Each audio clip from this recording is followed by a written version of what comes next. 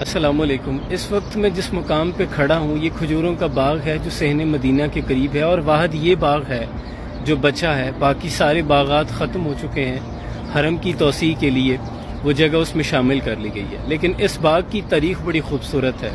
حضور کے وصال کے بعد ابوبکر صدیق رضی اللہ تعالیٰ عنہ کو جب خلیفہ وقت مقرر کیا گیا تو تمام صحابہ کرام رضوان اللہ اجمعین اسی باغ میں جمع ہوئے اور انہوں نے حضرت ابوبکر صدیق کو اپنا خلیفہ مقرر کیا، یعنی خلیفہ اول ابوبکر صدیق رضی اللہ تعالیٰ عنہ اسی مقام پہ کھڑے ہو کے آپ کو خلافت ملی۔ یہ بڑا پیارا منظر ہے۔